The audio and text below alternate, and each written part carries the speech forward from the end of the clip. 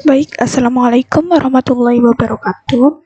Pada pertemuan ke-10 dari mata kuliah web programming 2 kali ini, kita akan membahas mengenai progres dari project UAS yang telah kalian kirim, kemudian perubahan tema usulan dan tema project yang digarap saat ini, kemudian kendala yang dialami dalam uh, menyelesaikan project, kemudian pembagian tugas, dan planning. Kemudian saya akan menambahkan mengenai pilihan framework yang bisa kalian pilih, kemudian faktor-faktor dalam pemilihan framework. Baik, langsung saja untuk laporan progres project. Saya lihat ada 2 perubahan tema, namun tidak signifikan, di mana ada tema yang judulnya diringkas, dan ada juga yang ditambahkan form kontak seperti itu. Kemudian kendala yang dihadapi dari progres yang dikirim, saya lihat sebagian besar kendalanya yaitu koordinasi antar tim, kemudian waktu pengerjaan yang sedikit, masalah coding dan pemanggilan CSS. Di sini saya akan memberikan solusi yang insya Allah bermanfaat untuk kalian, di mana untuk koordinasi, berhubung sekarang masih pandemi dan mungkin perkuliahan juga masih dilaksanakan secara online. Jadi untuk waktu kalian diskusi secara tatap muka mungkin juga terbatas, sehingga di sini saya menyarankan menggunakan aplikasi TeamViewer, di mana aplikasi ini bisa digunakan untuk mengerjakan secara bersama-sama secara online seperti itu. Kemudian untuk waktu pengerjaan harusnya mulai dikerjakan sebelum UTS. Saat saya minta untuk membuat usulan, sebenarnya sudah dalam proses mengerjakan, dan tapi tidak apa-apa, masih ada waktu sekitar kurang lebih 1 bulan untuk mengerjakan, jadi silahkan dimanfaatkan saja. Nanti saya beri untuk referensi codingan dari CodeIgniter seperti itu. Kemudian untuk masalah coding, sekarang ini sudah banyak ya referensi coding di internet atau media lain. Kemudian modul yang diberikan juga sudah cukup lengkap, mulai dari proses pemanggilan, mulai dari kontrol dan lain sebagainya. Saya rasa sudah cukup, sampai diberikan studi kasus.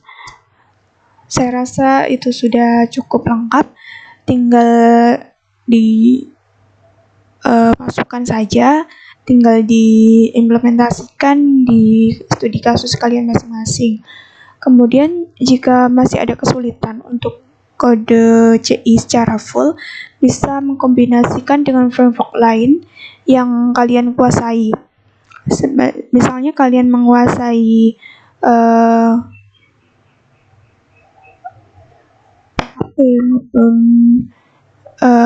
HTML, jadi silakan saja. Kemudian untuk pemanggilan CSS, di sini kalian bisa mengakses website ini, malasngoding.com. Di sini sudah banyak sekali codingan seperti ini.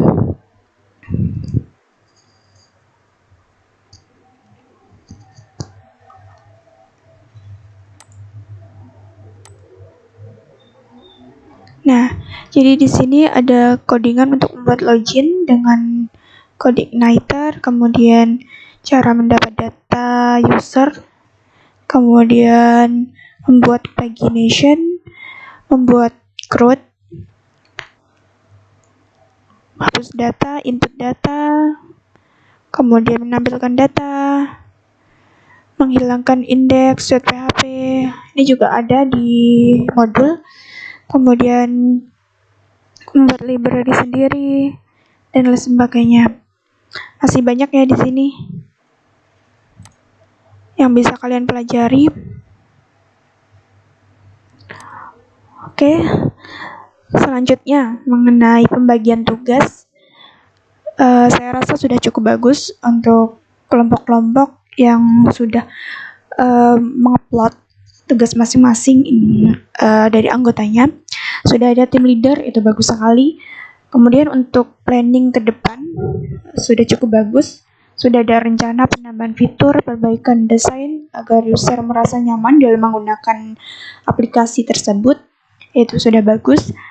Namun untuk novelty atau kebaruan tidak melulu tentang upgrade tampilan, sehingga bisa juga dengan maintenance ke depan seperti apa, di mana maintenance dari website ini terbagi menjadi maintenance mingguan, yaitu memastikan tiap tautan atau tiap halaman berfungsi dengan baik, kemudian memeriksa update komponen website dan menghapus komponen spam.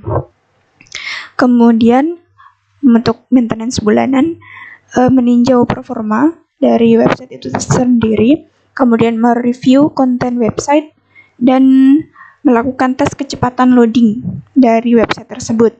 Kemudian untuk ke maintenance tahunan, bisa menggunakan periksa info kontak aktif, memeriksa atau memperbaiki struktur desain, kemudian meriksa durasi masa aktif dari domain tersebut. Kemudian ini untuk pilihan framework dari PHP yang bisa dikombinasikan dengan kode Igniter. Silakan dipilih saja yang sesuai dengan kemampuan, sesuai dengan bidang yang dikuasai. Boleh dikombinasikan dengan Laravel, Design Framework, Cake PHP, Symfony, Sigil, dan lain sebagainya. Dimana di sini Laravel sendiri kelebihannya memiliki fitur yang dapat membantu membuat aplikasi lebih cepat. Laravel juga memiliki mesin templating ringan yang disebut Blade, memiliki sintak untuk melakukan task seperti autentifikasi, session, queuing, caching, routing, RESTful. Kemudian untuk desain framework, di sini memiliki komunitas yang besar sehingga memiliki banyak support dan user base yang aktif, sehingga kalian bisa tanya-tanya di situ di komunitas tersebut.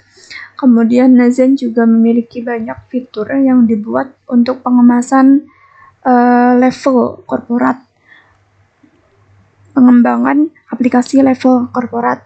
Namun Anda juga perlu pengetahuan PHP yang mendalam. Oke, kemudian untuk PHP, jika Anda ingin mengembangkan website dalam waktu singkat, Cake PHP bisa menjadi pilihan yang tepat untuk kemudahan penggunaan, skalabilitas, dan sistem support yang terus bertumbuh. Kemudian untuk Symfony cocok untuk developer yang akan membuat aplikasi level korporat seperti pada framework The Zen Framework.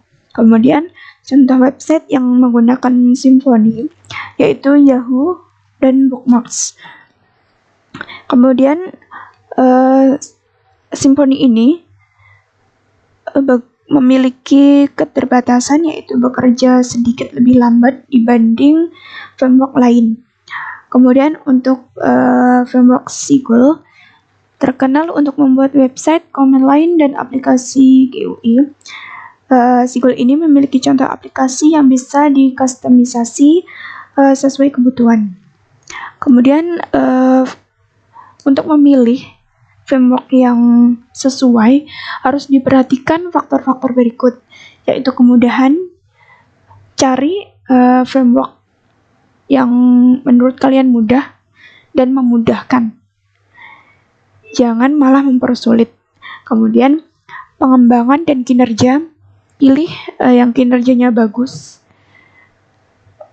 Kemudian popularitas, di sini memiliki user base yang banyak sehingga populer di kalangan developer maupun programmer. Kemudian memiliki fitur yang cukup lengkap, memiliki fitur yang bagus, Itu menjadi salah satu pertimbangan dalam memilih framework. Kemudian forum komunitas, seperti yang saya jelaskan di atas bahwa forum komunitas ini cukup membantu untuk kalian sebagai programmer pemula, untuk tempat kalian bertanya, tempat kalian bergabung untuk mendapatkan ilmu baru tentang framework tersebut.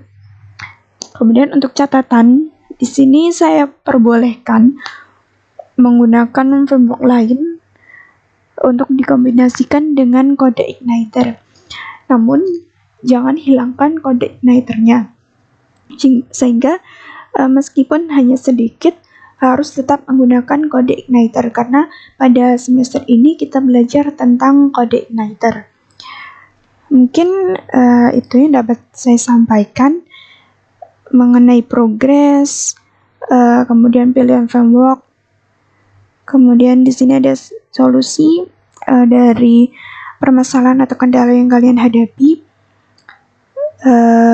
Mungkin itu saja dari saya. Terima kasih atas perhatiannya. Tetap jaga kesehatan, tetap patuhi protokol kesehatan. Sampai jumpa di lain kesempatan. Kurang lebihnya mohon maaf. Wassalamualaikum warahmatullahi wabarakatuh.